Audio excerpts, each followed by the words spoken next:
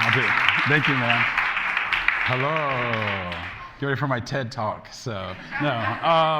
Hi, I'm Neil. Thank you for the intro, and thank you, Loud Cloud and Mason, for having me. Thank you all for coming. I love talking about cartoons. I love talking about animation. I'm just going to tell my story. If anyone has questions or anything, just throw your hand up and I'll answer it. Also, I get really nervous in front of people, but I also think it's way important that I'm talking about these things and everyone's exposed, and especially in Oklahoma. So if I do weird, nervous things, just ignore it. Okay, cool. So my story starts really with comic books. My first love will always probably be comic books, manga in particular. My family growing up, we kind of moved around a lot, but we ended up in Tulsa, but we were still like these four weird kids who were from the city. And therefore, me and my brothers, we all kind of stuck together. And my oldest brother was like the rebel, and he would always come home. He was a skater, and like a black skater in Tulsa in the 90s, which was just weird. But he'd always come home and be like, hey, I found this new place, or I found this new thing. One day he came home with a bunch of bootleg VHS tapes. He's like, dude, there's these cartoons, they cuss, and they kick each other, and they punch each other. And I was like, show me this immediately. And so it ended up being these bootleg copies of Venus Wars, the original Macross, Macross 2, and Akira. And when I saw Akira, it was a wrap. I was like, these cartoons are the best thing that's ever happened to humans, and I want to make them one day.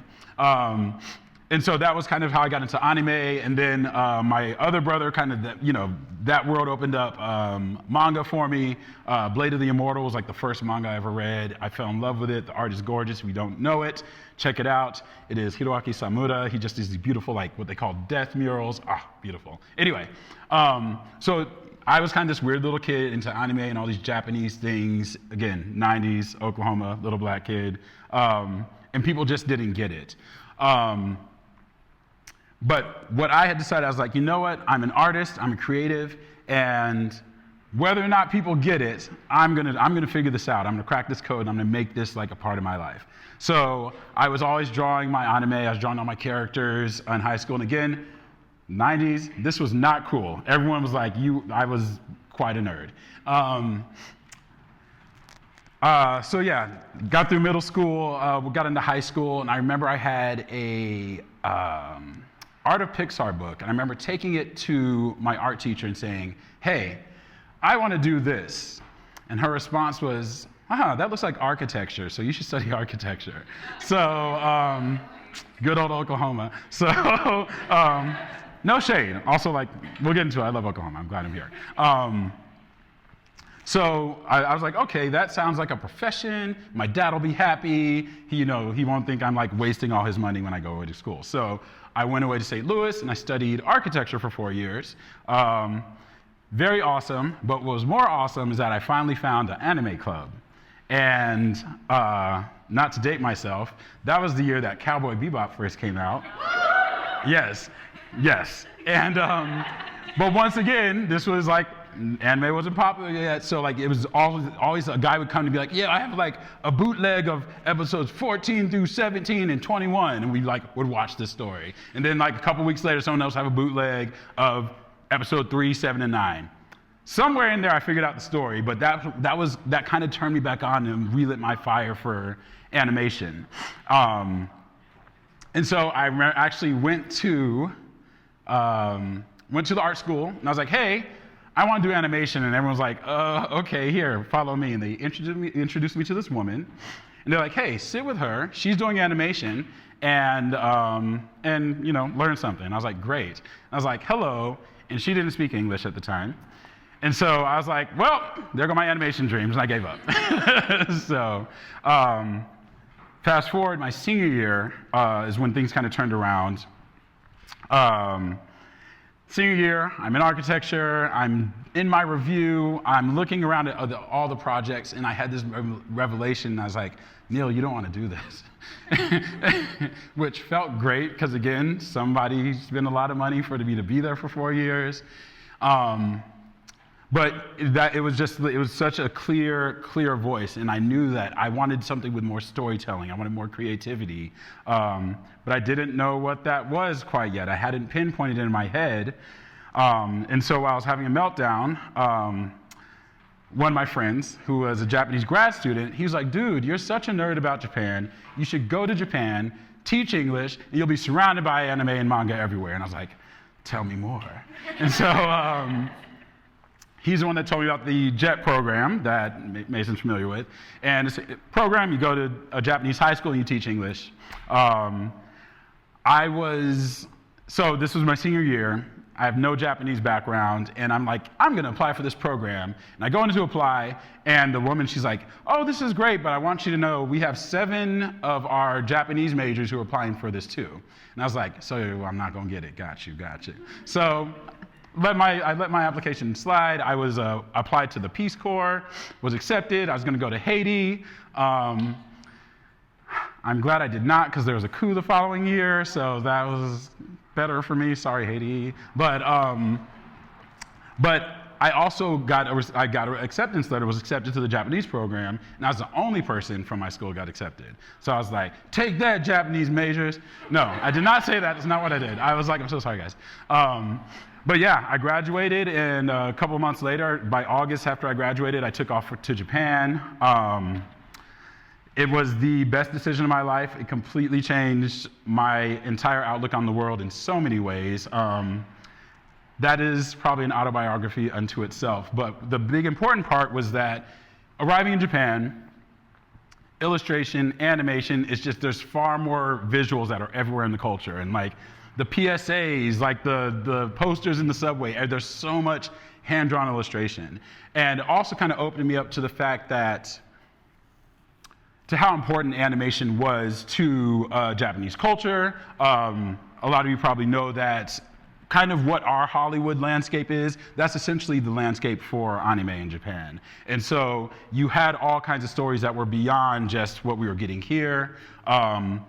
There's so many different styles, and the movie that I actually saw that convinced me that, okay, I've got to figure out how to be an animator was Mind Game by Masaaki Yuasa.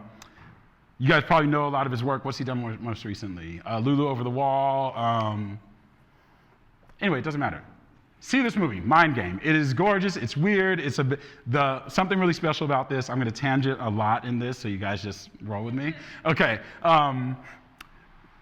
basically the movie has several directors, as they often do, but none of the other directors were allowed to see the previous, like any of the other directors' work. So the movie switches styles at random points all throughout the film.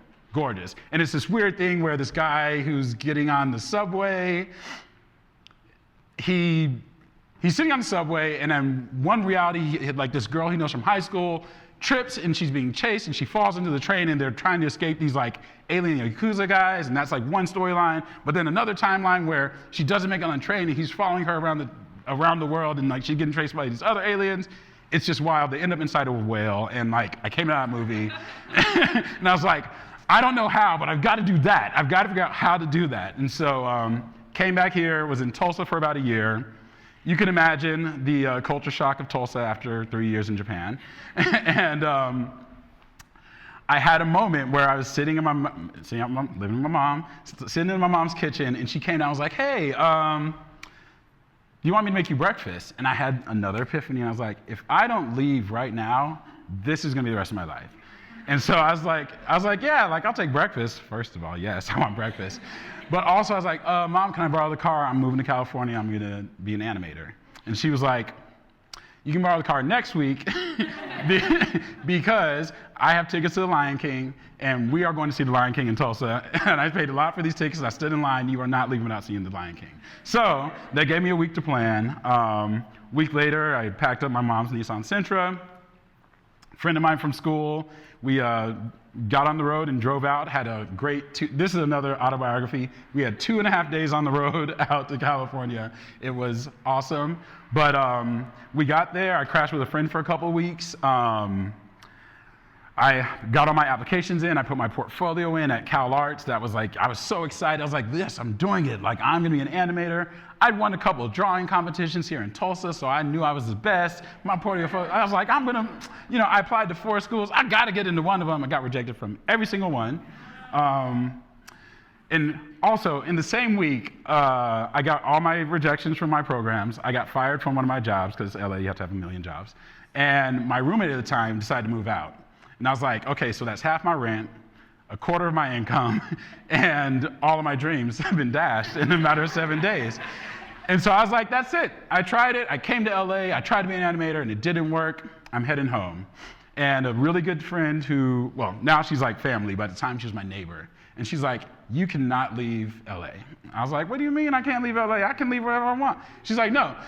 She's like, if you leave and go back to Oklahoma right now, you're going to sit there and wonder if you ever could have been an animator, if you ever could have done it. And she's like, if I was you, I would figure it out and find another way. There's 1 million ways to make money. If that's your issue, find another way. So that was the talk I needed.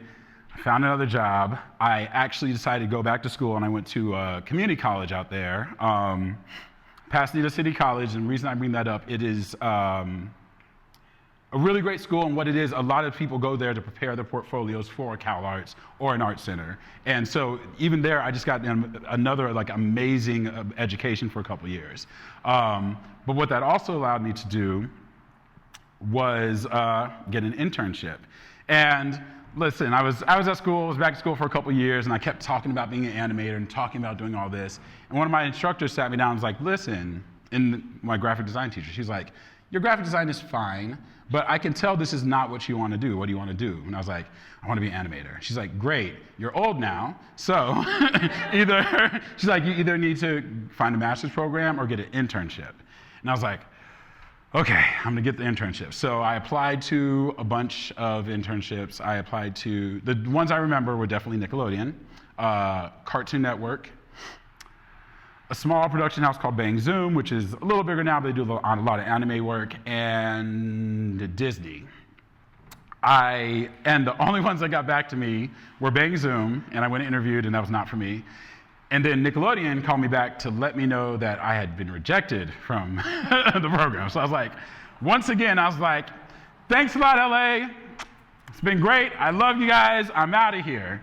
But because my mama is Southern, she was like, well, make sure you write a thank you note to anyone who you talk to there. And I was like, okay, I'll do that. So I wrote a thank you card. Lesson to everyone, always write thank you cards. I wrote a thank you card to the internship manager that I worked with. And she called me and was like, oh my gosh, that was such a sweet card. And I just need to let you know the only reason you didn't get into the program this time around is because we received your materials too late. But everyone loves your resume and loves your work. So how about you just hit me up in a couple months for the next round and we'll see what happens. And that's how I actually got my internship at Nickelodeon. So always be grateful, always write thank you cards. But another lesson that I like to point out here is also just be nice to everybody. And I say that because in entertainment as a whole, you always hear about how backstabbing and mean people are. And it does feel that way in live action. And I'm not cut out for it. I've already figured that out.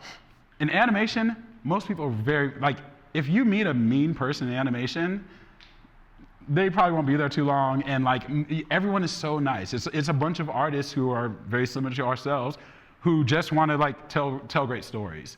And what's great about animation, because the hand, because of the way the art is put together, I don't know, I feel like you're almost closer to the creativity than if you were on like a live action show. And so it creates a very kind of nurturing environment and nurturing community. So all that to say, be nice to people, always say thank you. You never know who you're gonna, it sounds kind of brown nosy, but you never know who your next opportunity is gonna be. And if you are nice to people, that stands out. And I'll get into my story later of how like every job I've gotten in animation was because someone liked me or someone thought I was easy to work with. So I got that internship. My first internship was Nickelodeon. I was working on Dora the Explorer. And yeah, I know, great show, right? Great for the kids. It was horrible to work on. No, just kidding. I'm just kidding. It was not horrible to work on. It was not horrible to work on. It was a great crew, wonderful people, but you're watching these episodes that are made for 5-year-olds over and over again, and I'm like, I get it. I grabbed the branch. Now what, Dora? Like, I have the branch. I jumped. Don't tell me to jump anymore. But it was a great boot camp. And what's awesome, also really special about Nickelodeon, and I'm not here just to be like, Nickelodeon's so great, but something that I really noticed there is that, especially the veteran artists, everyone is very, very eager to kind of look back and reach back and help other people out. So at the time, I was still like really pushing to be a storyboard artist, and like my boss would be like, oh, well, you got some time in your schedule, why don't you go hang out with the board artists today? Go talk to them, make sure, find out what classes they're teaching. So I learned so much just because everyone was like, they were eager for me to succeed. So yes, I did that internship, and during the internship, the PA who had hired me, he apparently got a job offer from Family Guy. And he was like, hey, I don't want to leave, I want to stick with Nickelodeon, but he ended up sending my name in place for this role. They called me, and I was like, oh my God, it's Family Guy. Oh my God, it's Family Guy. But I was like, I can't leave this internship in the middle. That's burning a bridge, basically. So I turned down a job at Family Guy.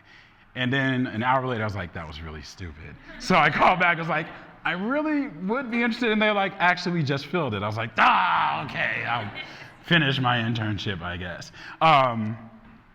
This becomes very important later. So I did finish the internship, and this was 2010? Yeah, 2009, I don't know, 2000s. I finished, and everyone was like, oh my gosh, you guys, it's Nickelodeon, this is like a top internship. You guys are gonna be like, everyone's gonna be coming for you, you're always gonna get jobs. One person got a job out of my internship class, and the studio was laying people off. And I was like, okay, thank you, LA. I tried it. It's been great. I'm getting out of here. But this time I caught myself. I was like, you know what? Here's what I do. I gave myself 6 months. I was like, if in 6 months I haven't found a job in animation, then I'm going to call it. I'll figure out something else. And so I actually went back to teaching. I was teaching English. Month 5, I reapplied to another program to go and teach in Japan. I was about to put down a deposit on an apartment. I was like, LA, I'm done. Japan's gonna be good for me. And I got a phone call. And first of all, the guy sounded high. I hope that's okay to say. The guy sounded high. He's like, hey, so how'd your internship go? And I'm like, okay, so this must be someone from Nickelodeon. They know about my internship. Let's keep it going. I was like, oh, it was good. It was, cool. He's like, great. Well, what did he say? How'd your internship go? And he's like, okay, so what is your goal? Like, what do you want to do in animation? I was like, oh, I really want to like create content for kids. Like, it was really important working in this industry. He's like, great. Well, I work at Family Guy, and we would love to know if you want to come in for an interview for a PA position. And I was like, I'm not going to miss it this time. Yes, I will.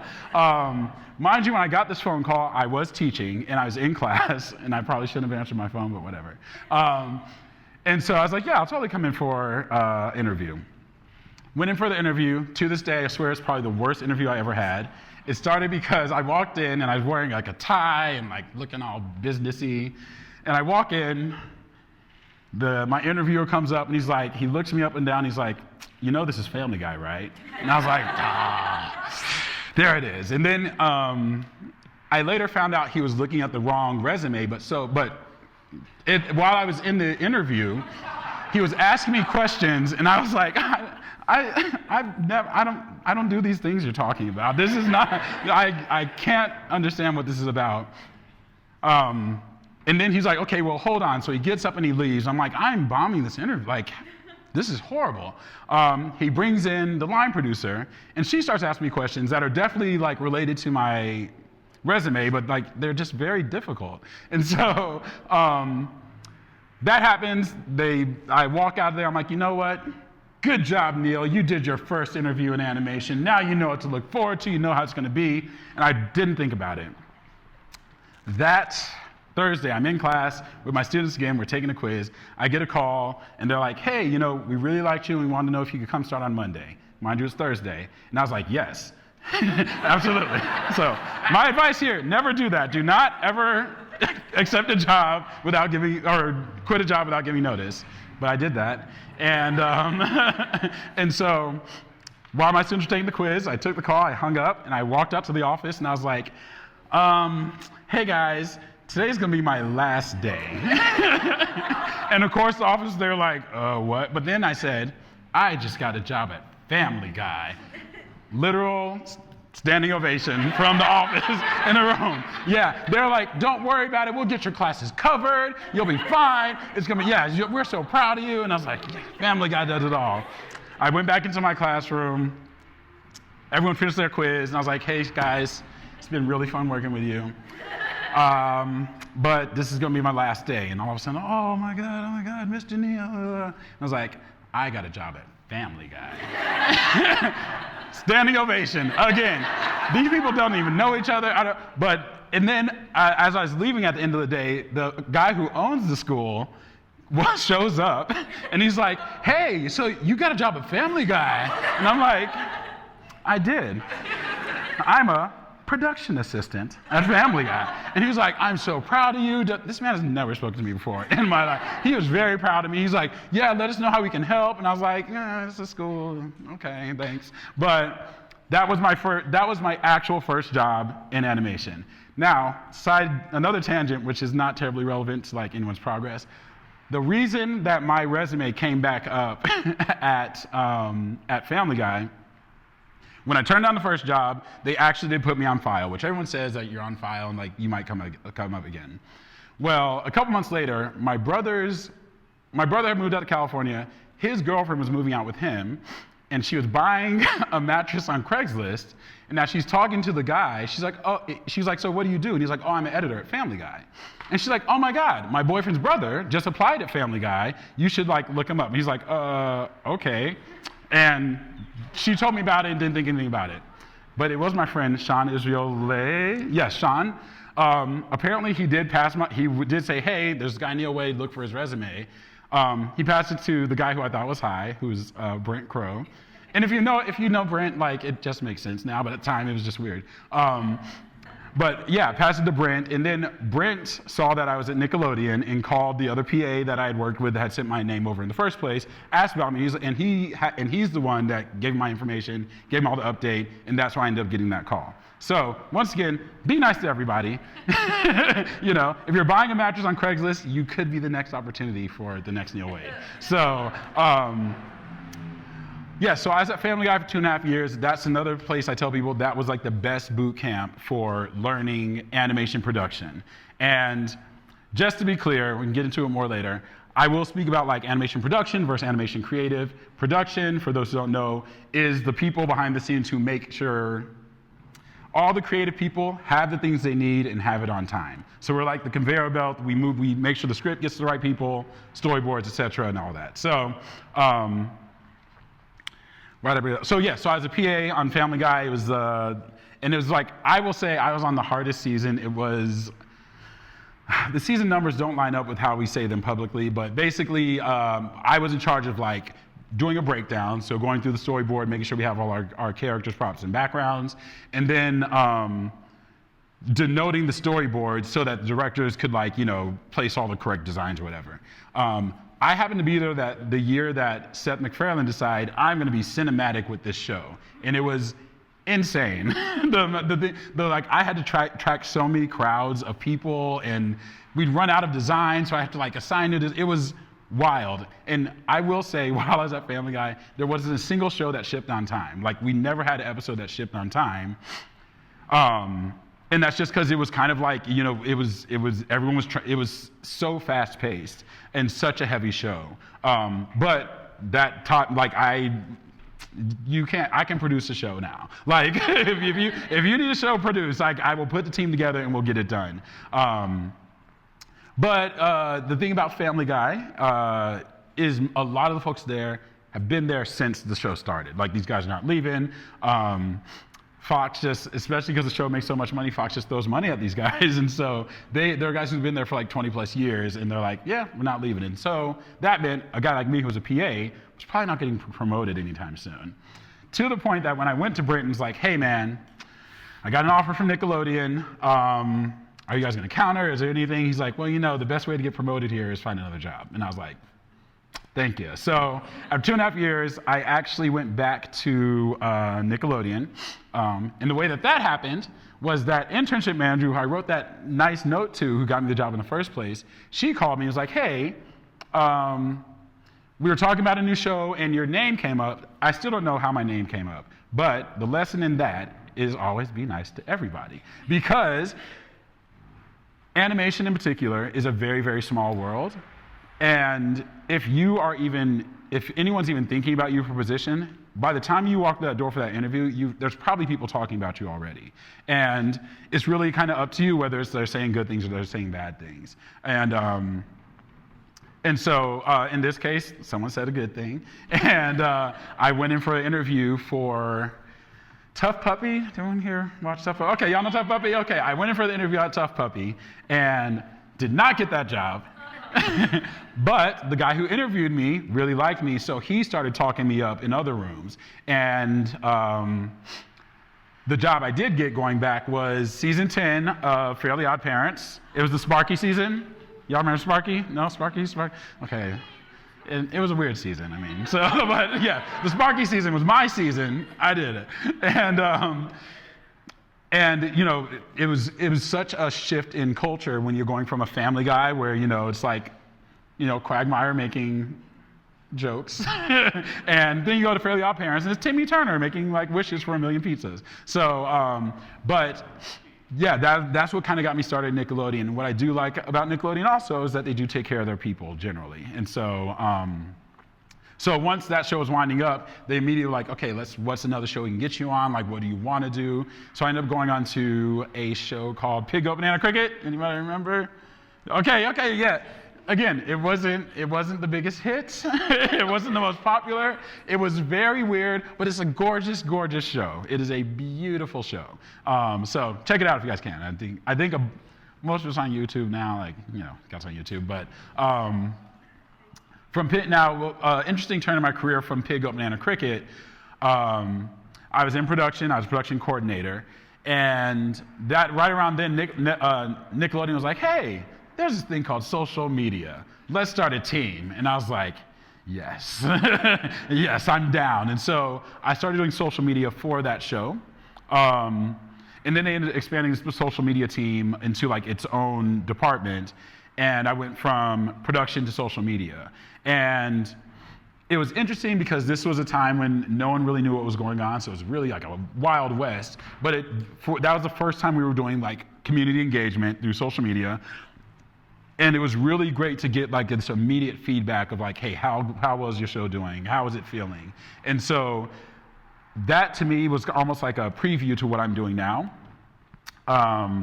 which I'll get into later. But it was really great to understand, like that's how I started learning kind of the texture of what an audience looks for and, kind of the emotional feedback to start to expect from different shows and different tropes in different shows.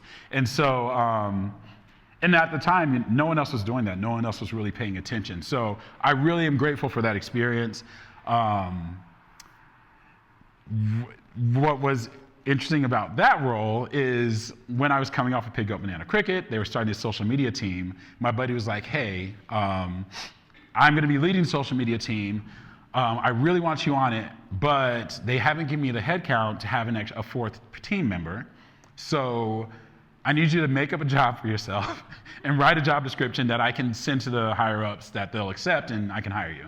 So I was the operations coordinator for the social media team. It doesn't mean anything at all. I shot, but it was kind of cool because with social media, because no one knew what it was, they just knew we were like these weird people in the corner.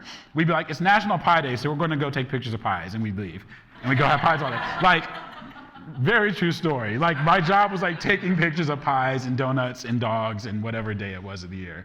But again, it was really great. That was really a lesson in like crowd feedback. Again, all the engagement things that are actual metrics now. We were just kind of figuring out. But for me, it really helped my intuitions around what goes into a successful show.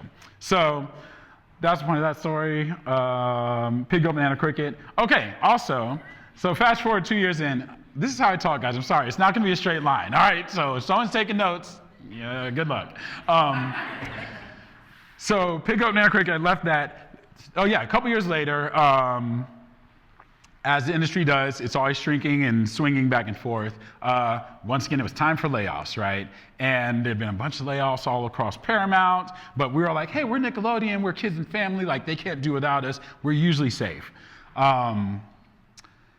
But what wasn't safe was a made-up job, especially so basically the memo that went out was like, hey, every department needs to cut their budget by 25%. And my buddy was like, don't worry, dude, I'm gonna look out for you, like I won't let, like, you're good. But I'm sure what happened was someone went down the list and they're like, okay, this is 4-man social media team. We don't know what they're doing. What's this operations coordinator do? And so I remember came into work one day, I was leaving work one day and my buddy was like, hey, can you come a little early tomorrow? Because we need to have a meeting. I'm like clueless. I'm like, yeah, dude, whatever. And also, what's important, at the time, the guy who was my boss was my best friend at work too. And so I'm like, yeah, I'll come in early, like an early meeting, great. When I got there and it was only me, I was like, oh no. And then it was even worse because, like I said, he was one of my best friends, and he was like almost in tears as I walked to the office, and I'm like, I feel like I should be crying, but it's okay, brother. Like it's fine. And so my friend, he had to lay me off, and it was definitely a shock, and especially because Nickelodeon is what I call casually deceptive. And it's like you get there and everyone's like, oh my gosh, like we're Nickelodeon, it's a big high school, like I'm fun making cartoons, yay. But it's also like a giant business, right? It's a giant corporation.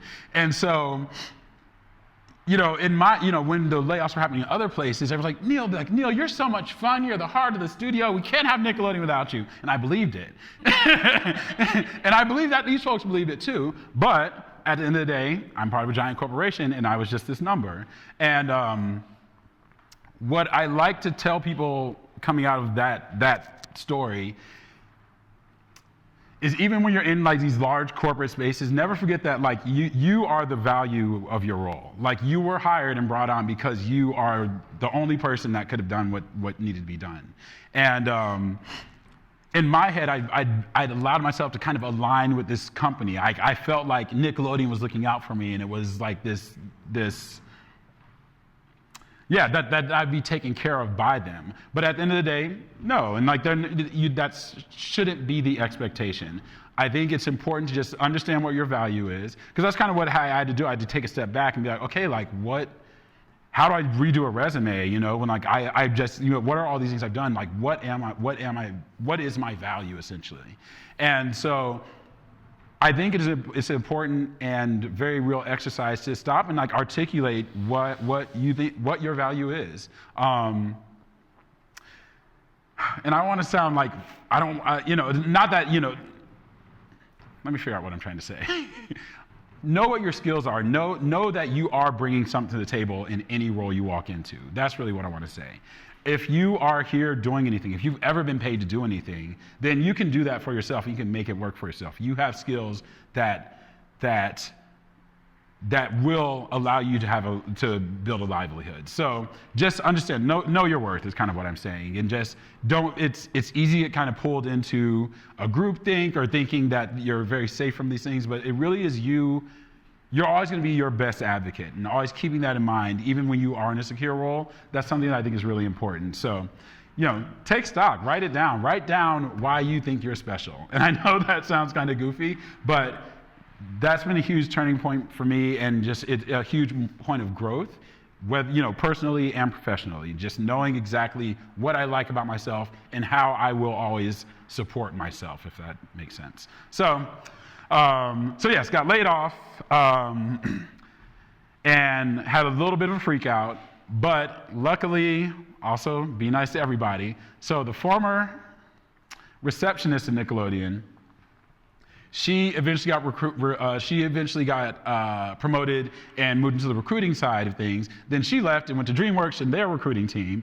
And to get started, she was like, hey, send me your resume. And this is like a month before the layoff. She's like, send me your resume just so I have it. They want me to come in with like candidates and potential people. I was like, I'll send it to you, but girl, I work at Nickelodeon, right? I was like, I'm not trying to leave anytime soon. So, I'm glad you have it, but don't worry about it. So of course I got laid off a month later. I was like, hey girl, hey. Hey friend. So that resume. And she came through for me. Within a week, I had 2 offers from DreamWorks. And so I went over there. I worked on Cleopatra in Space. Who knows the show? If you haven't seen it, yes. If you haven't seen it, I will say it is probably the most beautiful show I've worked on. And behind the scenes, we had an amazing crew. It has a really unique look, and it just didn't get the exposure or support that it needed, but it's on Hulu. Check it out. Great story. It's based on a graphic novel, but I think the series is better than a graphic novel. Sorry, guys. And just it's, I think, a really great example to look at into how great TV animation can be. So I was on Cleopatra in Space. Really loved the show, but the way that DreamWorks works just wasn't a right fit for me, and it kind of burned me out. And so at the end of the show, I was like, I am done with production. I'm an artist. I'm going to quit, and I'm going to go on unemployment, and I'm going to work on my storyboard portfolio, and I'm going to be the greatest director ever. But realistically, what really happened is my friend, she called and was like, hey, I know you're kind of burnt out. You're done with the production thing. I'm in current series at Nickelodeon. I'm like, what is current series? She's like, well, current series, basically we kind of oversee all the shows that are on air, and you give notes on the shows and kind of, let people, you give the notes on the show, and like we're the final vanguard before a show goes out to the public. I was like, awesome, that sounds powerful, I'm into it. And to be honest, what really happened, what really I think got me that role, is throughout my entire career, I've always been big on like diversity inclusion work, and I was always kind of doing it as an extracurricular. But that was kind of my reputation. Like I was the DE&I guy, and I threw the multicultural events, and I was always like the one to call out like, hey, we need to just celebrate X, Y, or Z cause. But it's always an uphill battle because again, I wasn't funded. I was always kind of like just me doing it on the side. Because the current series team is that last voice that sees the script, my friend, she reached out and she was like, listen, we really need this we need this sensibility in our work. We are seeing a lot of things that are a little bit, tone deaf or not catching all the issues. And so she's like, come on over, check it out. And my initial answer actually, it wasn't I'm into it. My initial answer was, I was like, I am an artist, and I am not here to do this administrative work. I'm following my goal again.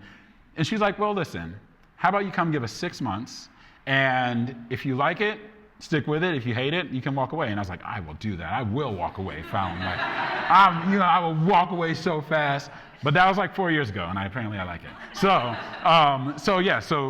now to tell you guys what I actually do, the current series team, we get everything after it gets greenlit. So development team, they're the ones who take a pitch, they develop it so it becomes a show we want it to be, along whatever guidelines Nickelodeon has at the time. And then if it gets picked up by our president, then that's when it comes into like my team's like purview.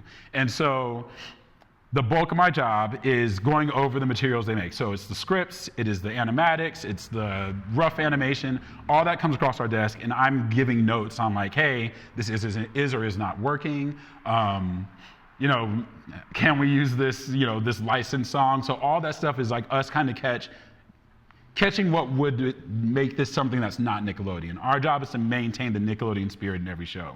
The analogy I use for my job is, if the development team are like the nurses and like the doctors and like the Lamaze coach who help the mom and the baby get ready and healthy, we're the nanny that makes sure the baby grows up healthy and doesn't become like a criminal. So, and so, it is catching things like, if they're ever on if a kid is on anything with wheels, they have to have a helmet on. And I have to make sure that happens. We can't have red cups in our shows. Like it's maintaining the brand and making sure the spirit of the show as it was designed is maintained. That's my job.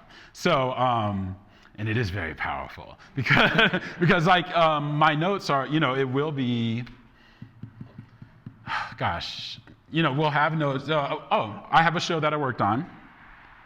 And in one of the episodes, they have one of the characters of color essentially throwing an academic contest so that his white friend, who is the nerdy kid, can like feel better. And I'm like, hey, one of my notes is like, hey, there's an ongoing conversation about how children of color often will not achieve so that they don't appear, so they appear cool. And I was like, we don't want to repeat that in our show.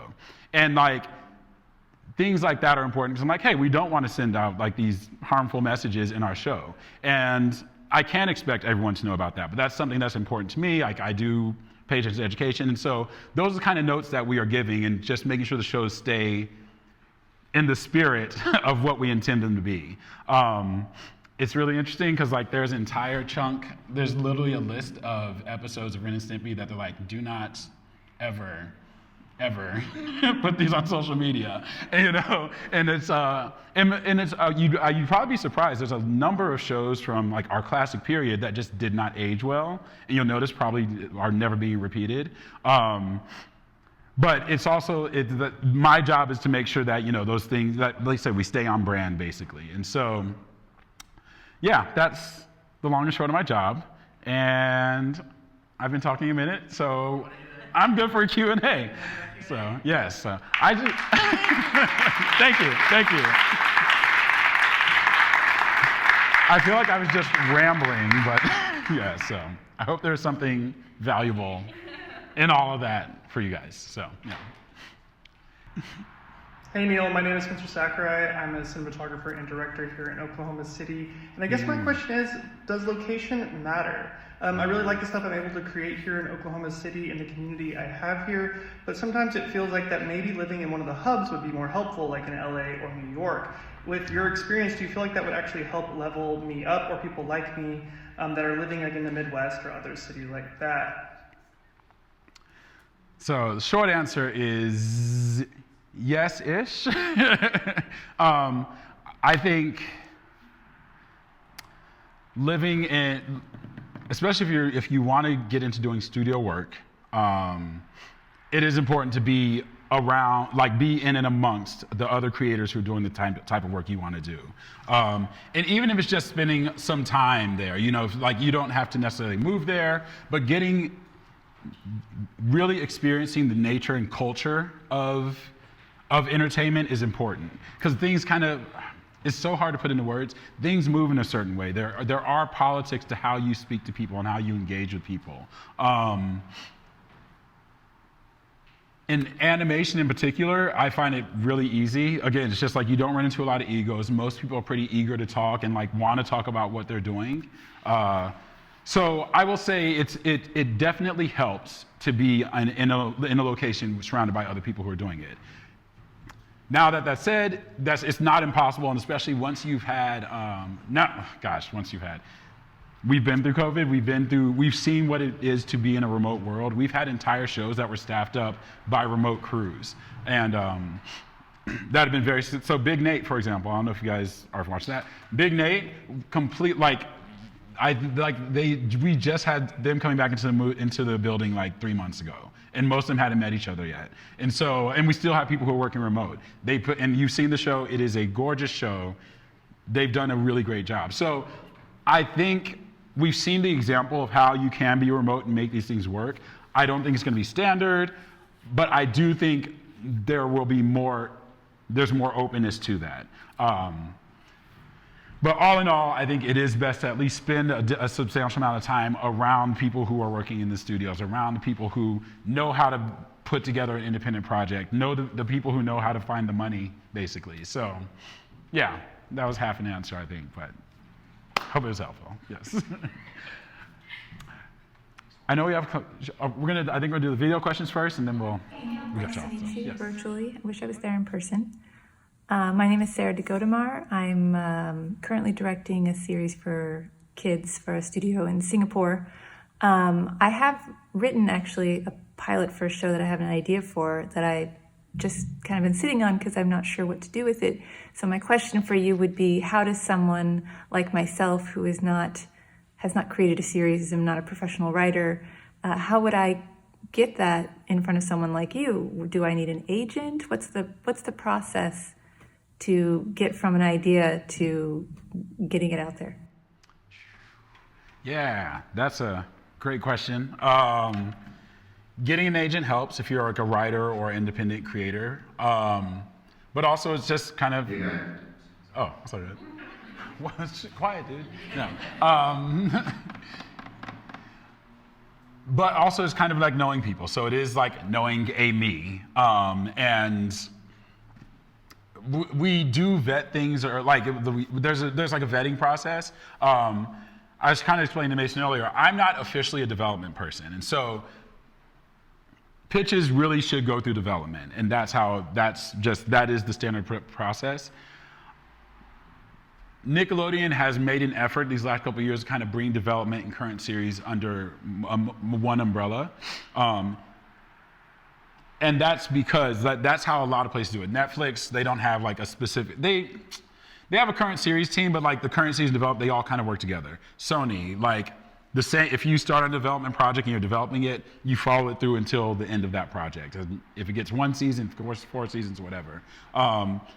So I've kind of, because I'm like just friendly with the development team, and I was also doing a lot of other work in the community. I was meeting a lot of creators, and so I started bringing in a lot of the creators to pitch. And so I'm kind of like this de facto ghost member of the development team. So all this to say, it really is kind of knowing somebody who can get you in the door and will make sure that your pitch gets seen by the right people. But also, I would say, watch for contests, watch for programs that the studios put on. So Nickelodeon last year, we started the, what's NCA? Nickelodeon Content Accelerator. And it was designed to bring in more creators of color and underrepresented communities to the studio because there's a lack of. And so, but watch for programs like that. And like that's probably going to be the biggest one we have coming up. We probably won't open that up until next year. But in the meantime, since you guys are here, you could reach out to me and just be like, hey, I have an idea. Usually I would ask you to send over a treatment or a pitch or something. I'll give a little feedback on it and say, let's pass it along to have the pitch. So yes, know somebody or or watch out for the programs that kind of are designed to bring that in. Nickelodeon has a writing fellowship as well as an artist fellowship that's really strong. Netflix also has one, and the woman who runs it left Nickelodeon to go to Netflix, so it's very similar. But they're both solid programs. You should look into them. Disney has a ton of programs, so look for Disney writing programs. And also I will say Disney has a great, their infrastructure around like their training is also really great. So if you get into a Disney program, I highly recommend it. And also, again, this is very different. Before pandemic, I don't know that I would have brought this up this year because like I would have said, you need to be in LA to make this happen. It is different now. We have so many people coming in, and they may want you to come in for the program, but the fact that you can interview and do the whole process in advance, remote, that's new. So keep an eye out for programs like that. Also, there are like animation organizations like Black and Animated, there's Latinx and Animated, there's Hollywood Radio and Television I can't remember that letter. There's different organizations you can join that will have like practice pitch sessions. And then, I know a lot of leadership for them and I usually hear about it. So yeah, that was, okay, a long-winded answer. I hope it answered questions for people. I hope it was helpful. So, yeah. Hey guys, this is Jesse Lamar High. I'm a director in a directing duo called Lamar plus Nick, and we deal with mixed media and animation. And I guess my question for Neil would be, how do you expectation set with clients? Sometimes I feel like when you're doing animation and things like that, the timelines can get a little bit tricky because it takes so long to do something in stop motion versus if you're doing something in mixed media. The timelines just have like a different kind of flow than something live action, which clients are usually accustomed to. So I was just wondering how you kind of handle that when you're tackling that issue. That's a good question. And I will say, that's probably more along the lines of kind of independent projects. And so my background obviously is more in the studio system and along those lines. What I'll say is like, it is difficult, but I think it's, figure out the math and sit down and be like, hey, and figure out the math and be like, okay, how many man hours do you expect to put into this project? How many, figure out if they're asking for a 20-minute project, how much does 1 hour of your time, how much does creating 1 minute of that content cost you? Is it, and that's in time, in money, in resources. And so, and that's why it's good to have a good producer and production manager to do all those numbers. But animation it's almost always the timing is always going to be a little bit off. Like with that whole thing with Family Guy, we never shipped on time. There was always something that happened at the end. There was always a batch of designs that weren't ready. There would always be a section of the boards that weren't finished. There was always something that would be like, hey, we have to send that later. Versus Nickelodeon is also just very strict about keeping their timelines, but it's also because they have a bigger footprint and their relationships with these studios and their vendors are much deeper. And so they're like, we always have to ship on time. But what I found is within that deadline, you're always shifting the smaller deadlines. There's always a drop dead from when we have to ship this show off to our vendors.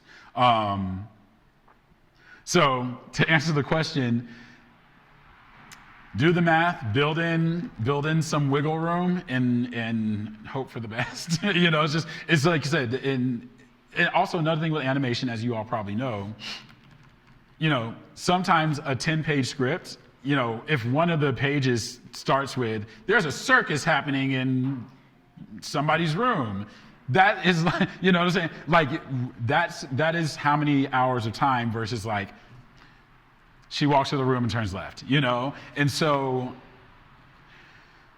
yeah, it takes some just like finagling and kind of like using your experience and intuition and just trying to provide enough time for the mistakes, if you will. So, yeah. Okay. Woo. Yeah, thank you. So I wanted to do this because I wanted to help. I have a handful of questions that people have DM'd me from the last week as I've reached out to Instagram. They've said, I have questions. So those will be last though, because you guys are all here. So Danny, go for it. I'm going to go ahead and stand up just so you can... Yeah. Totally fine, yeah. Firstly, thank you so much for coming. I really appreciate hearing your story. Thanks for having me, yes. Okay, so particularly I enjoyed when you were talking about when you came to the point when you actually got laid off and talking about how the work that you brought to Nickelodeon wasn't given to you by Nickelodeon. It came from within you and like your experiences and your skills. So I really like that part in particular. Yes, good. That was just one example of many sort of roadblocks that you hit along the way. It sounds like you kind of fought tooth and nail to finally get where you are.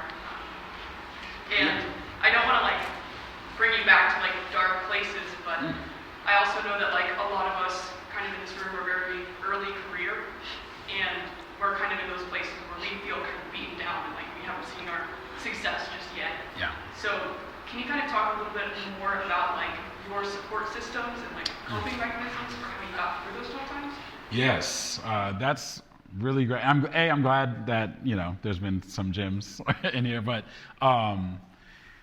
several, so that first time, what I remember from that time happening in my head, the voice that I heard from saying to myself was like, well, what else are you going to do?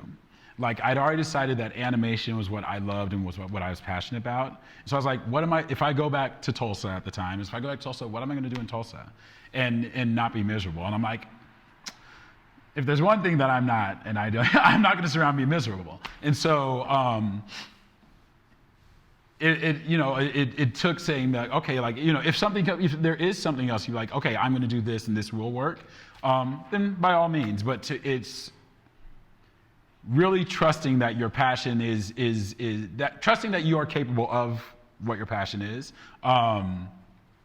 Another thing that, especially when I was pushing more for the storyboard roles, I had a Post-it on my mirror that said everything you make is perfect, because the cycle that when I have like my block, is I'll be like, oh yeah, I'll draw something and I won't like it.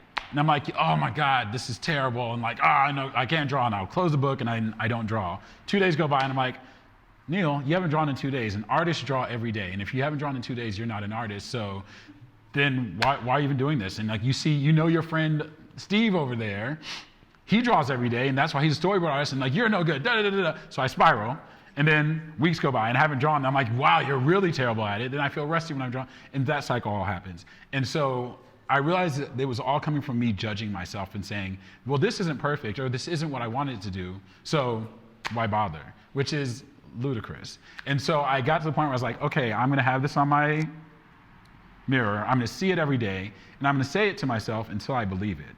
And now pretty much, when I sit down and draw now, even if I do go weeks without drawing, I'll sit down and talk to myself, I was like, hey, everything you make is perfect. And then coming out of that, I was like, if nothing else, no, I don't draw like Jim Lee. No, I don't, I'm not Pendleton Ward. No, I'm not all these greats. And I'm not supposed to be. Like, I don't suck, so like I can draw. So it's worth it to sit down and draw. And even if it's just for me, it's worth it. So back to the point, I say, make the Post-it, everything you make is perfect. And that's I will say that to all the artists here. Just like, if you are making something you're expressing, that's all it has to be. The joy and beauty of art and creativity is just in the doing of it. And so, yes, I hope that was helpful. In terms of like job prospects, I tell people, right now, the animation industry is as competitive as I've ever seen it. The entire entertainment industry is like that. I would argue a lot of industries that I'm hearing about are kind of shrinking, and like competition is high. But it has always been that way, and it will probably always be that way. It'll probably always be a struggle to break into these creative fields. And so it's back to, are you just gonna give up? Like, what else are you gonna do? Are you gonna be the one that's like, I can't do this? Be persistent, fight for it. If that fire is burning in you, follow that energy and go for it, and trust that it'll work out. And I'm not promising it'll be easy. I'm not promising everything will work out exactly how you want it to, but it is worth it to pursue and fight for it. And it's, I don't want to jump ahead, but we had Ralph Bakshi, animator from late 60s, 70s, if you guys are familiar.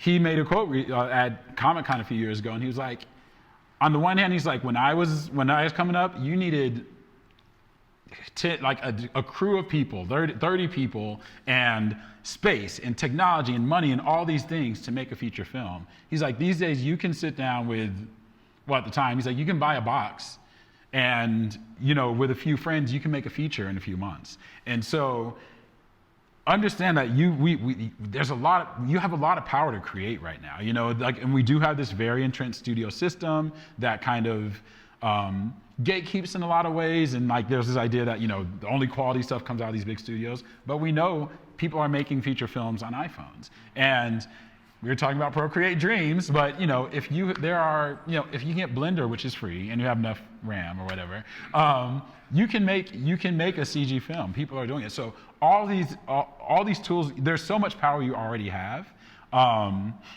that can be moved into a space that will get you noticed. It can be your portfolio work. You might get a job off of some work you do. So keep doing the work and always be working on your skills. And that, I believe, when you are moving forward with that positive intent, with that goodness, good things do happen, great things happen. And so those are some, just I hope there's some wisdom in there that can help you stay afloat and stay motivated. If you are here, you're an artist, you've been creating, then that's all that you have to do. It doesn't have to be great, it doesn't have to look like anyone else. Just keep being the creative, keep doing the art. So, okay, that's it for now. Next. Okay, yes, thank you. When it comes to reviewing shows and whatnot, you have a disagreement, I guess, with the show creator, how do you go about handling that? Yes. Interesting. So, Repeat the question. so if like giving notes, if I have a disagreement with the show creator or the leadership, how do I deal with it? So in most cases, everyone kind of everyone's operating in good. What do you call it? Good measure, good faith. Thank you. Wow, good faith. Yes. And so we all kind of recognize like, hey, we all want to make a successful show. So I've rarely had I've definitely like butted heads before, but usually like if we're emailing and I'm like, hey, we need to do this thing, and I get pushback, I'm like, hey, let's jump on a call. And usually, like talking it out, like we kind of get on the same page. I have had one creator in particular where we just really didn't get it. Like he really was not filling my notes, and we actually had to kind of. It reached a point where I was like, you know what, this isn't something I can deal with. This is an HR issue. So we brought in someone else from HR to kind of help mitigate things, and I won, but no, but it was more. And the thing is that this guy, coming in, he has a reputation for being difficult and all that, and so I kind of knew. I was kind of able to navigate to the point, get to a point where I was like, okay, this is no longer productive. And I feel like on his side, it was somewhat personal because I tend to be the guy who's like calling out the woke notes. And so I know that whenever he sees a note from me, he kind of reacts. And so at this point, he was pushing for, so stupid. He was pushing for the name of a band in one of the shows to be something that I thought was like, hey, like insensitive.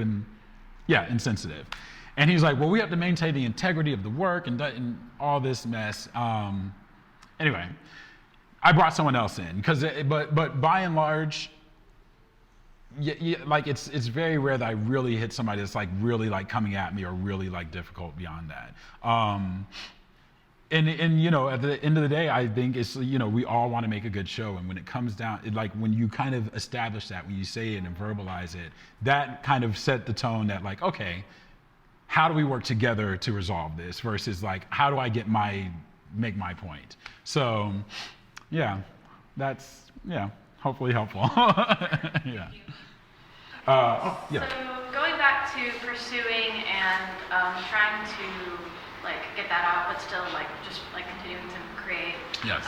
What would you say for someone who is trying to find a way to get their stuff out and publicized and stuff like that? I know that you are of the younger set. I'm saying TikTok and YouTube, get to the content, and even if it's just you playing with animation tests, get the work out there because people do notice. We have, every studio now on the recruiting team, there's somebody who is going through social media looking for work and looking for people that might be a fit for any number of projects. The best example, I would say, if anyone remembers Harvey Beaks, which was a show on Nickelodeon a couple years ago, when I am not remembering anyone's names this time, but the creator was looking for artists for the show. Of course, Nickelodeon's like, okay, well, here's these artists who've worked on shows like this. He's like, no, he went to Tumblr at the time and looked for people who were doing webcomics. And he's like, I want people who are proven storytellers, but I want them to have I want it to have a different texture than what you usually get in animation. And when I was at DreamWorks, they had somebody whose sole job was going through websites and looking for work on social media, basically, for new talent. So use everything you have at your disposal. I mean, it's making podcasts, because it's really things that show you can tell a story, I think, are what will stand out. And podcast. We can do all these things on our phones now, and so I can't stress enough. Just start making stuff. Get into those spaces. Connect with groups. I mean, if you want to go back to old Facebook, but Facebook is full of animation writing groups, and very niche groups for all of these roles. And even if you're just in there understanding and being part of the conversation, that will be helpful. You're going to start learning how some of that underground culture is working. You'll start talking to the people who are in the group who are working at the studios, because we're all in those groups. And so, just every outlet you have to have someone get eyes on your work, go ahead and get it out there. Neil, do you know Tiny Chef? Yes. Tiny Chef was a stop motion animation show that was just on Instagram. Yeah. Like 2 years ago, and then it just got into following. Yeah. Nickelodeon. Yes, and now it's a Nickelodeon. Baby Shark was an annoying song that picked up and now has a series on Nickelodeon. So, but yeah, no, all these things. What's the name? The Ryan's Unboxing. He was a YouTube star, and now he's a Nickelodeon show. So, I'm trying to think of more examples of it, in the animation. So. Kids, you might know, is the orange and blue guy. Blippi. Blippi. Oh, yes, Blippi. Yeah, yes, exactly. A very So. low quality YouTube show. And Listen, I'm money. Celebrate everything so quickly. Yeah, no, it's. Yeah, I mean, and also and things like these, things go viral and move in these spaces that are much quicker, and again, this wasn't even available when I started, and so take advantage of all those things that you see out there. Okay. I saw one hand in the back, and here, and then here, and then here. Okay. All right. So, because I won't remember, so you guys have to remember now. So, yes. What's your question? I have just keeping track of my own question. Okay. You expressed earlier from your talk, you expressed a much deep passion for things, maybe pieces of media that has inspired you to pursue this path of animation, right? The mangas that you've read, Yes. anime that you've seen, the films, the shows. You're embracing yourself as a creative through that inspiration, and it's gotten you to this position so far. I'm curious, and let's say in the future, right, Always gonna get me. you have a perfect pitch, a perfect idea of a particular show or film or something that you want to be animated into the ground. What is the essence of that? For me personally, or just in? Oh gosh. I feel my overall approach to art. I think art should just move people. That's the goal. Gosh, but that's tough. So I'll give you a comp. I would love to do something that's Fifth Element meets comic book Doctor Strange meets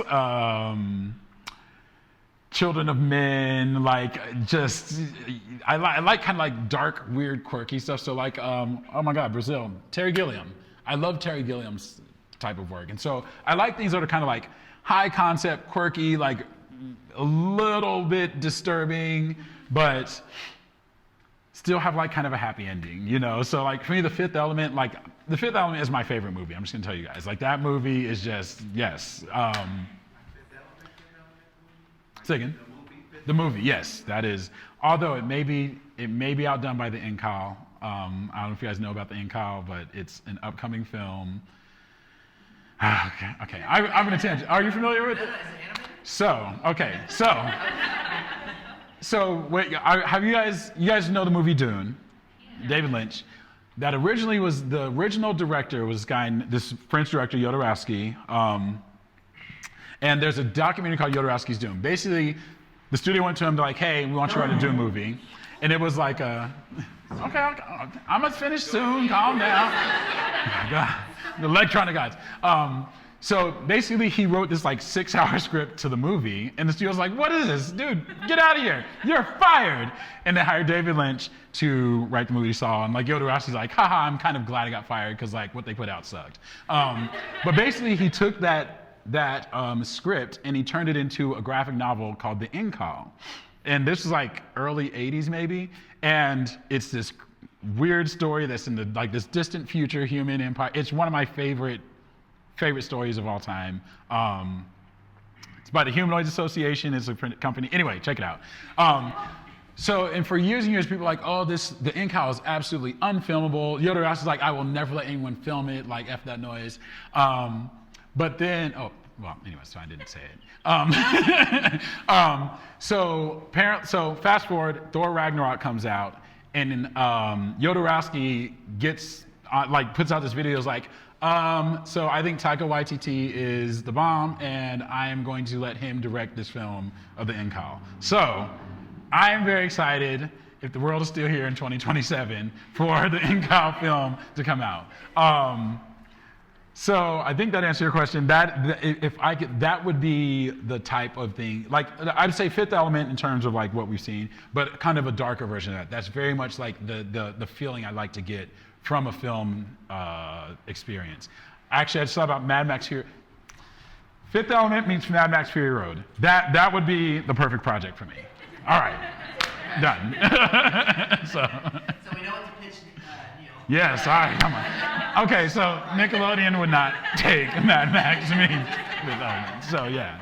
So if you can make it funny and kid friendly, you can do it. So yeah. So all right, yes. Next question. Yes. So thank you for being here. By the way, this is amazing. Oh, thanks for having me. We all really appreciate it. Okay, yeah. As an independent creator and animator, how do you determine the marketing festival rounds so that it doesn't eat your entire bank account? That it would actually be worth it, not just going to a whole bunch of festivals that just don't really do anything. Yeah. Experience where I just like did festival rounds and I was like, I feel like I just got scammed out of a whole bunch of money. It is, and so I will first say, like, I don't have as much experience in that independent realm, but I will say that is where I would lean to like the power of networking and like being. It's weird because networking has a bad connotation in a lot of spaces, but I think of networking as like making friends with people who do what you like to do. And so, and also being like transparent about it. Like when you meet people, saying like, hey, I'm a filmmaker, I really am, here's what I'm trying to do. I love your work and love what you do. I'd love to sit and talk with you about what you do.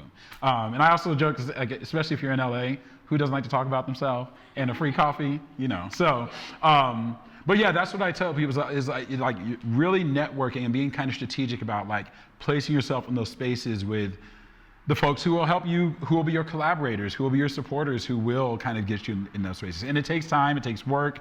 You're nurturing relationships, and like that's a skill unto itself. Yeah, I mean networking, research, like really trying to find people who have been through, done these different festivals and be like, okay, what did you get out of it?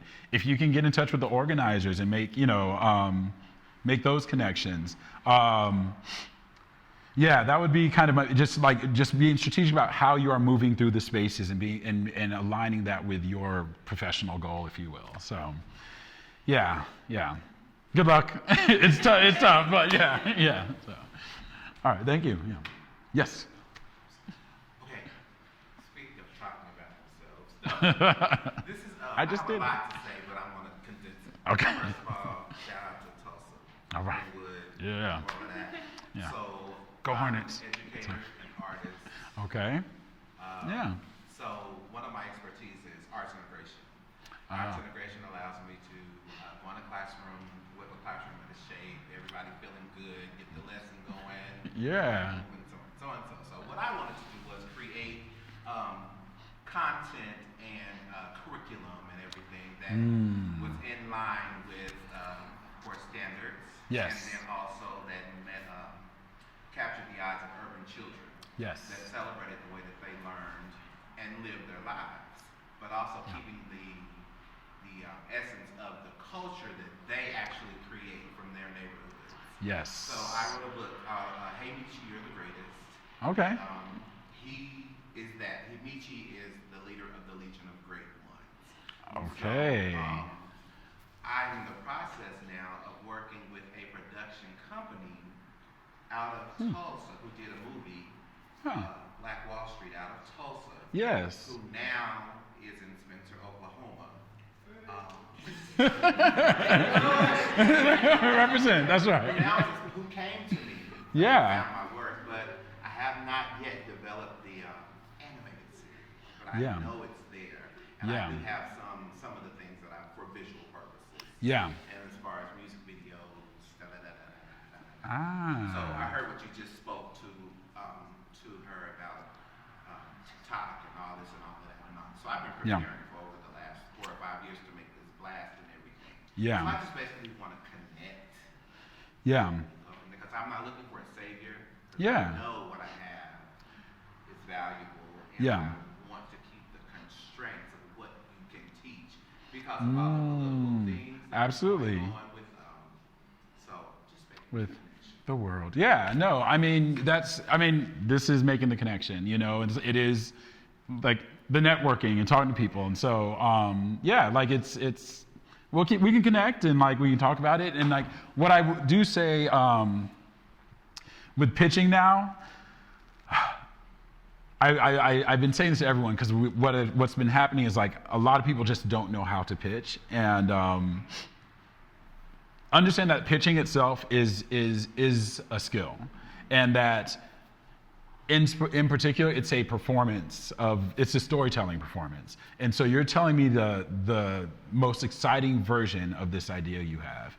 And I say that because, you know, we get a lot of pitches and someone comes in and is like, this is a 22-minute half-hour comedy. And it's like very kind of like, here's our characters, here's our story.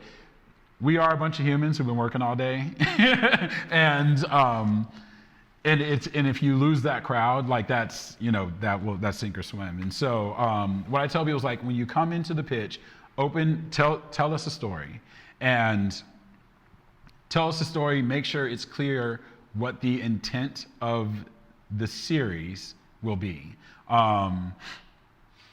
Yeah, I will kind of say that just because like if you present a great idea and it's not like in the wrong way, I mean I work with the execs who will get on their phone in the middle of a pitch, you know, and like or slacking me on the side and be like, oh my God, this is taking so long. Yeah, we're just people, some nicer than others. And so, yeah, just something to keep in mind. I will also say this, at least with Nickelodeon, but probably with most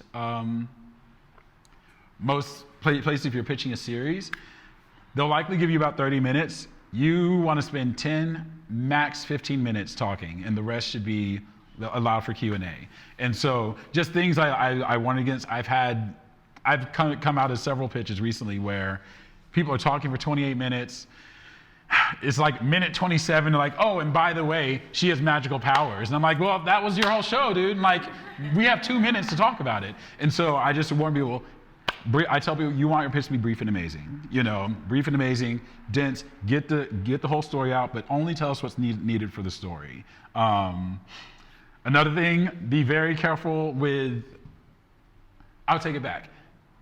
Be aware of the animation landscape that's out there right now, because we also have people come in all the time. They're like, "Oh, this is a new idea. It's like nothing I've ever seen before." And then they basically pitch me the Owl House, and I'm like, "Well," I was like, you know, and so just be aware. And even if your story does seem similar to something out there, find what makes it special and make sure that's top line. Because like that's the thing is your story, like, and most likely that'll be something about you. Put yourself into the work. Make sure it's clear why this is important to you and why you're connected to it. That's something people just respond to that. Like it's like, oh my God, like that can be the difference between a yes and a no. So, all right, you didn't ask for a bunch of pitch advice yet, but anyway, over that was it. Neil, I'm gonna jump in really fast. Yes. I want to promote you a little bit more because there's a Yes. YouTube channel. Sorry, Nick Yes. Animation. There's a whole video with 3 different people in the production pipeline. That's Yes. how I found you. Yeah. And it's amazing. It's like an hour and a half, and they're talking about how to pitch, and specifically how to pitch to Nickelodeon. Yes. And you said things, and Yeah. I want to tie and I'm saying this right now because I feel like if you're in the same world that I'm in, and a lot of you are, I think it would be helpful to go find it. Yeah. And within that, you've said things in that video that you've said on stage here, which is find your value, be able to articulate what it is you like about yourself, which goes back to Danny's original question of what's your support group? How do you move through difficult times? Yes. And it also goes back to your pitch of like, why is it important to you? Like if you want your pitch to shine through You want yourself to shine through your pitch, or else what's the point? 100%. Yes. So you're being like wildly consistent with all of your It's- with all the things that you're hitting, and It's a true. lot of that is It's facts. Yeah. So go watch the I'm video. right, If you're yeah. into that, it's a breath of fresh air. And just so if you look search Nickelodeon 101, because it was our series of like no that's why Nickelodeon 101, because I had trouble finding it the other day and I was like, this is me. So search Nickelodeon 101. I think it's just how to pitch. And just it's with Carrie Kim and Daniel Wyman. Carrie Kim is like our VP of development. Like she runs development at Nickelodeon Animation.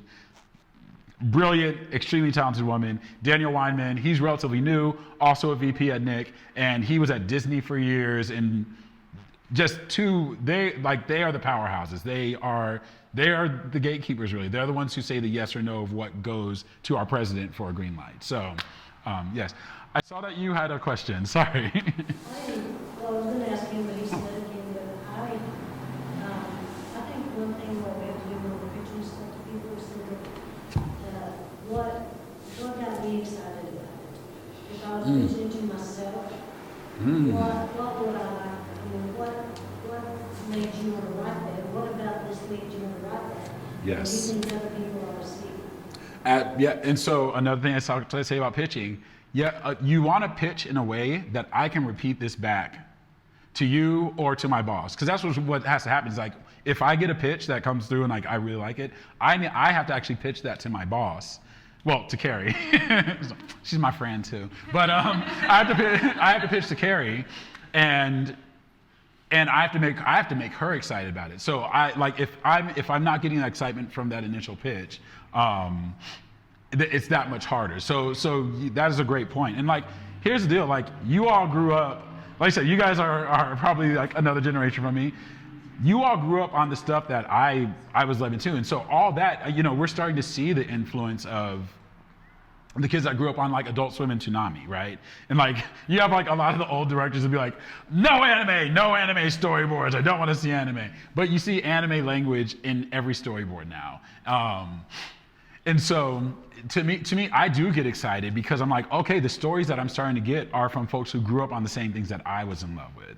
And so, like you try and capture that excitement. And also, when I like to say, well, Nickelodeon, first of all, in kids entertainment in general, comedy is really what is going to drive it. Comedy is really what's going to keep the kids coming back. Even in Avatar, there's Star Trek Prodigy. The first 10 episodes of that, we were constantly like sending the scripts back. We're like, it's too dark. And I mean, it starts off with kids like in a penal colony. So, it's like, okay, a little human trafficking, but it's like, we were all, that was what the script's going back for. We're like, you got to make this funny. We got to get the kids laughing. We got to lighten this up. And so that's first and foremost with a Nickelodeon pitch. But if you're doing anything for kids, you want to have some degree of some kind of comedy driver behind that will sustain the series. You want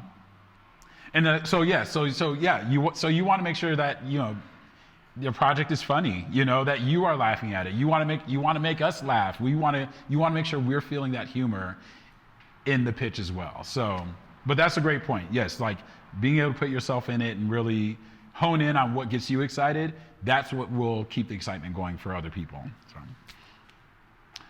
Okay, I saw your hand first, and then your hand, and then oh wait, and then we'll go in third. Yes. Okay. Thank you. So, yes. So if you are a creator and your pitch is picked up by Nickelodeon, what is that process like?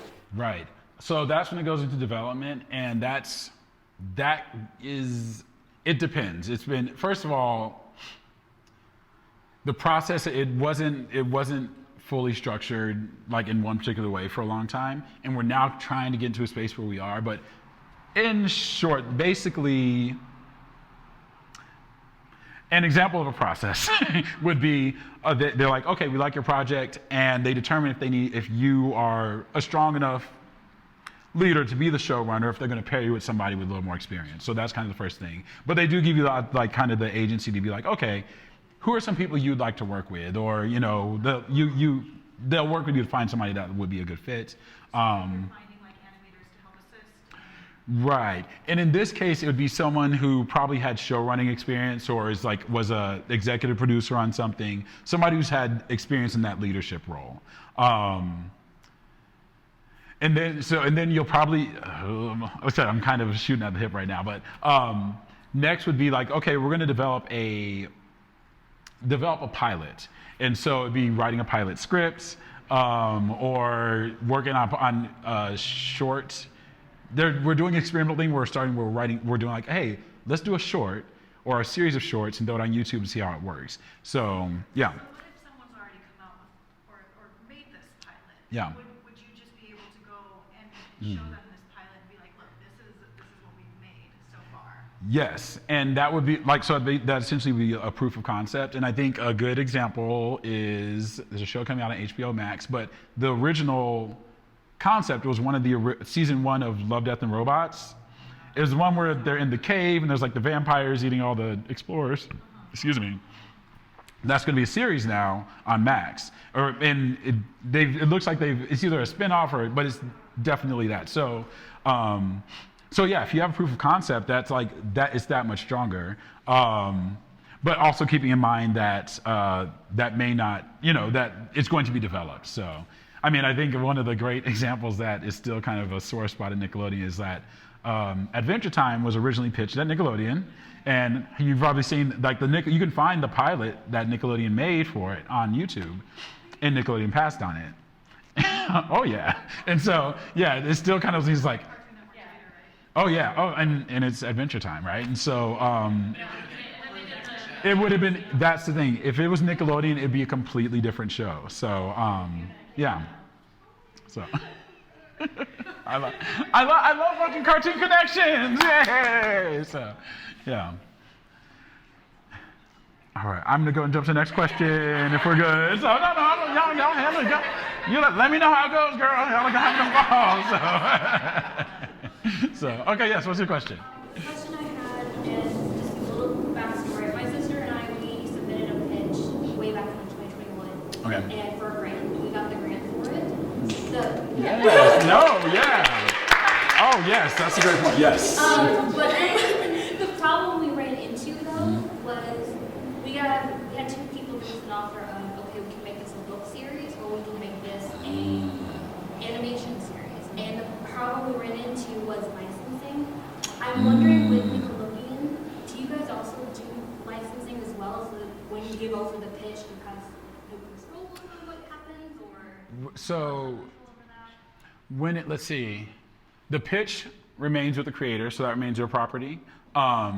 Anything that happens in development stays with Nick, but you can keep any materials you developed in advance of that, prior to that, are yours. So. But if you get a pitch, like you're part of you as a creator should be part of the process of the contract and what you are giving over. And well, say it one more time. Sorry. We ours was with Netflix. We dropped it. We ended up doing just like a book, and we're processing ourselves. Gotcha. But it was Netflix was going to say like everything we gave was theirs, and if it dropped, we had to buy out our rights. So that's where I'm wondering. That's where I get scared of like pitch and create the show, but if I end up losing stuff. Is there ever wiggle room where you can say, hey, well, we'll give you the show, but also, could she have fought back a little bit on that? Yes, but I would say that's where you would want to have an agent to kind of fight for you. And they work out they would work out the deal. And the thing is, like, it's so great point. Netflix is known to be a little more, so they're just they're a little tighter like that. Nickelodeon, so it's a little different now because but anyway, so like the Adventure Time, the fact that that Adventure Time pilot's out there, once Nickelodeon passed on it, he took the Pendleton Ward took that original idea, and that's what he pitched to Cartoon Network, and of course got the show. But yeah, anything like that pilot, for example, like that pilot probably shouldn't be out there. But it was pre-digital days, so who knows how they got it there. But yeah, so that is Nickelodeon property is kind of my point. So I think Nickelodeon is a little kinder and nicer about it all in the long run, but different places will have different processes. So. Can I ask a follow-up question to that? Yes. How does an animator in Oklahoma or somebody who's trying to produce a show? Yeah. Where do we get saying get an agent? Yes. You know, we're in the Midwest. Not that there's not agents here, but like, where do you start? And I know that's a huge question to ask. Yeah. Could you point us like broad strokes, directions to look? Probably. Okay. First, I would have to get back to you on that for a real answer. You'd probably I mean, you would actually want to reach out to someone probably based in LA. And just because, like I said, they will have they'll have the connections, they'll be closer to it, and then they're doing the footwork, and so like they can make the calls and they know the culture and all that. So it would be reaching out to like a. Do you have to pitch yourself to an agent?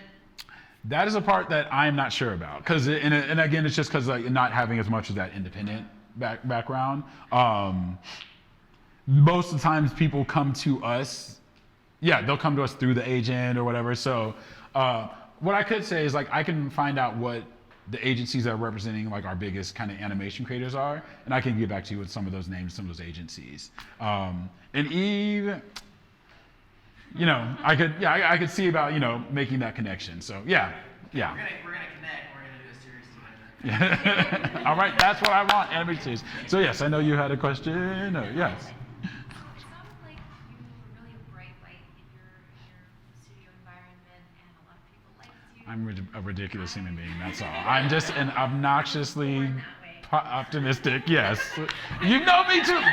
You know too much, get out of here. No, okay, I'm sorry, please say your question. Yeah. I love your emphasis on kindness with everybody. And I wanted to ask, what are some ways that other people have really helped foster that community and made your day every day-to-day in the workplace? Yeah. I think a big part of it is that even those of us who aren't on the creative side, most of us are storytellers and artists and creatives all together. And like, I think there's a bond, I don't know how to really describe it. I think, recognizing fellow artists, like artists, we aren't overall super appreciated in Western civilization, and so I think when we recognize a fellow artist, like, okay, like right away, you're going to have a little empathy for one another. And then on top of that, people are proud to be at a Nickelodeon or are proud to be in animation, and we know that we're kids and family television comedy animation. It's such a niche of the entertainment world. There's a bond that's kind of there. So that's a part of it. When at Nickelodeon in particular,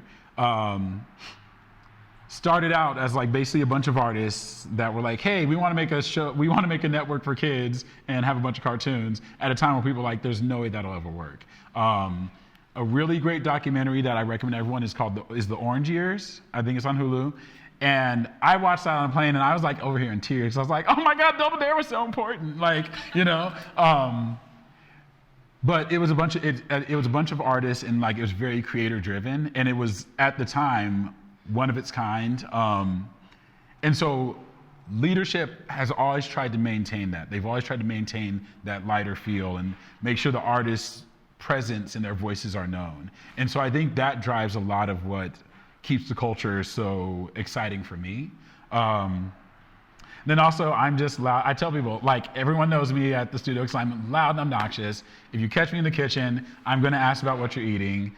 It's like, and for me, I get excited meeting new people. I get excited meeting other artists, and like, everyone is so interesting. People are so interesting. So you'll meet someone who's a director.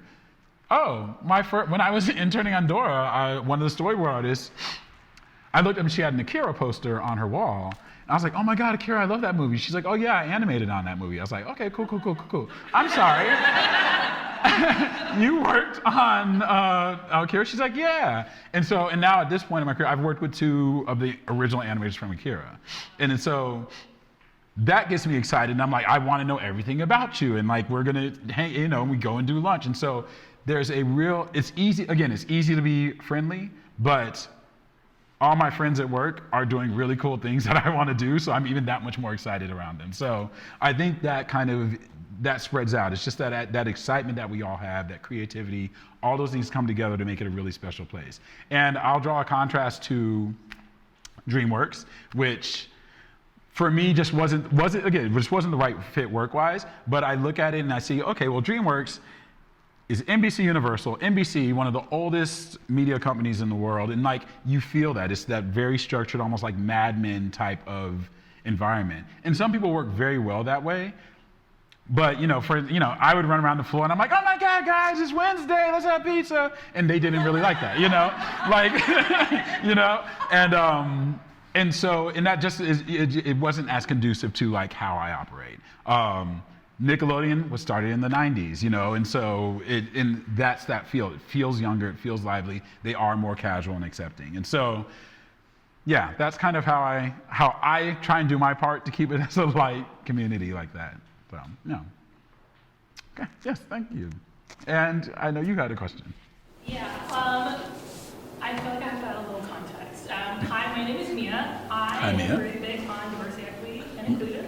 Yeah. I am a part of Rights of Animation. I work at Women in the Animation. And I am volunteering at Black and Animated. Yay! Okay, all right. So these are all groups I've worked with. I'm like, oh my gosh, I'm on groups. So it's be a little targeted. Yeah. You've done a podcast in the past where you were a studio liaison. Yes. There's been a lot, especially in 2020, and in 2021, there was a lot of programs that were kind of aimed towards these advocacy animations or advocacy organizations. And it seems like within the last year or two, a lot of those have fallen off, maybe because of studio downsizing. Or just a general change in the landscape, but it feels like externally there's no longer a broadcast or spotlight on diversity, equity, and inclusion. And that's where a lot of the opportunities for people, of course, like me, like us, came from, and now they're gone. So do you ever see, number one, I guess, is there still a big focus on that in the studios, but also, do you ever foresee those opportunities for marginalized groups to come back?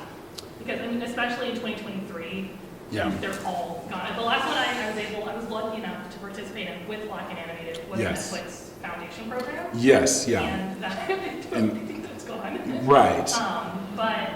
And there's a lot of opportunity and a lot of hope that came from for these groups have kind of dwindled away, and it's kind of more difficult to keep that morale up. Yeah. So I guess what are your thoughts? So you are correct. I don't know. There was a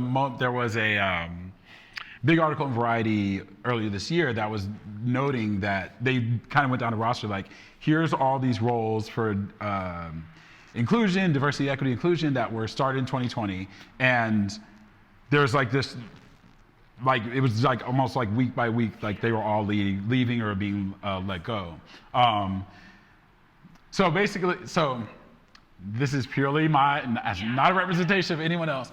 I think 2020 was, that moment where everyone was paying attention. It was trendy and it was hot, right? And it's just the momentum. I will say, having worked kind of in that space pretty much since I was like 19, it doesn't surprise me that it kind of rose and fell the way it did. And every few years, this seems to happen for some reason or another. But what I will say is that I think it did open a lot of eyes. I think even though some of those like institutions and formal structured initiatives aren't there, there is a very solid group of people doing a lot of work to push inclusion, diversity, equity, inclusion within their day-to-day. So at Nickelodeon, for example, Nickelodeon, we had these these inclusion councils that they started, and one by one they dwindled away, and I'm now one of 4 people left on the last one, and we're not going away. And we're still kind of a little bit of a thorn in the side, and I think to something you mentioned, the downsizing, the shrinking of the industry, the fact that a lot of the, streaming, which, everyone was banking on, didn't really pay off for all the studios. The first thing to really go will usually be like diversity and inclusion, extracurricular initiatives. And so at Netflix, I don't know if you guys heard, they immediately got rid of like all their social media teams, which were primarily people of color and things like that. And so, yes, what you've seen, your instincts are correct, but I feel like there's a lot of us in a lot of the conversation now is like, okay, how do we make sure this is more part of our regular operation? The content accelerator at Nick that I talked about earlier, we're actually in the process now of being like, how do we make this our development process and ensure that we are that our pool is a diverse pool and that we are actually fairly assessing everyone and not just targeting, those guys who came from Harvard for the writing roles. And there was a long time that a bunch of all the writers at Nick were these older guys who had all gone to Harvard, and it's because one of our production heads was a Harvard guy. And so, to answer your question again, you saw a lot of that disappear, but there's a lot of people that I think took those lessons to heart and are working kind of in different spaces to move things forward. So do not give up. Those spaces are still important. I think Black and Animated, Women in Animation, they are two extremely powerful, valuable organizations that everyone here, I think, can and should join. It will plug you into so many things that are happening in the industry right now. And yeah, that's all I'll say about that. So, but yeah, good question. Thank you. Yes. Yes, in the back, please. So. This will probably be our last question. Oh, okay. That's all right. Make it good. Not playing. No pressure. I'm joking. So, yeah. I wrote it down okay. 5 minutes ago. Oh, it's going to be a masterpiece. Okay. Yeah. So, as an animator looking for experience, I've heard many different things about, it's bad if you volunteer your services somewhere because they're just using you. But for how hard it is to get internships nowadays, would that be a good way to get experience thinking outside the box? Yeah. So my blanket response is do everything. So do apply for the internships, but also look at, there's the 11-second club on, which, that's one space to look. And so finding those kind of smaller contests and programs and anywhere that you feel like is a space that you would fit, do it. In terms of the working for free thing, it is, if you're doing work for free, then do it for yourself is what I would like to say. That said, I can recognize that there are opportunities where you're like, hey, this will, gosh, gross. This will platform me, or, it might be a smaller film festival or animation festival, but it might get you in front of those 3 people that are really important that you're trying to get in front of. So, it really is kind of a cost-benefit analysis. If the return won't always be financial, I guess, is what I'm saying. And so if you can see a benefit, a return on it, if you feel that exposure will genuinely move you into the space you want to be, then I say it's worth it. At the same time, I just wrote a post about this somewhere. I just said this. Know your worth, and down to do that math. How many man hours is it going to take you to get something done? Is it worth it to put those hours in? And do you have the bandwidth to put those hours in? So, it's back to not being easy. Definitely go for the internships, but the contests, the smaller programs, all those things are also opportunities that may be helpful for you. So, did that answer your question? Yeah, it did. Okay, good. All right. I'll leave my email with you. Thank you guys. You guys are great. I'm glad you're here. Hope it was helpful. This was awesome. Loud Cloud, our studio, outside of the work that we do, we're really trying to build a community of animators and make this to be a more regular thing that's not just once every blue moon, okay? Because clearly there's a need for it, there's a desire for it, and this is just animation. And this also really goes with all the progress and the energy and the momentum that the Oklahoma film industry in general is having right now, and so we're trying to sync up with that. So thank you for coming. It's super important, and I'm really excited about it. We have more events coming next spring. There's going to be another animation meetup, and we're trying to bring in Justin Rash, which I don't know if anybody's familiar with him. He's a stop motion animator. Very good. Yeah. Yes. Yeah. Yeah. Listen to Neil. Very good. This is amazing. It's going to be really cool. So I was supposed to have like a sign-up sheet, and I totally forgot to do it. So just follow. I'm not trying to get like followers here, but like legit, I'll post whenever we have events on the Loud Cloud Animation Instagram. Until then, follow Neil. Yes. So what's your- I'm Art of Neil, one word, Art of Neil 100.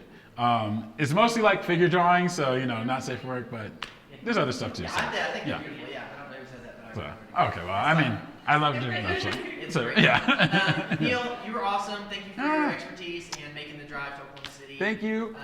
Also, I don't know if you have emails, but there is a how to pitch deck that Nickelodeon put out last year that I helped put together. And I can send that along. I can send to you and like make sure I get out. Yeah. I'll put that information in Yes. if you go to my website, loudcloudanimation.com/events. Yeah. This event, you can click on it, and I'll put that in there within the next, whenever I get it, I'll put it in there. So give it a week maybe, and then it'll be there. And I'll link whatever you want. Yeah, absolutely. So thank you all for coming. I just love seeing so many like animators here in Oklahoma. Like, let's make cool stuff and yeah, so awesome. Thank you guys. You guys are awesome.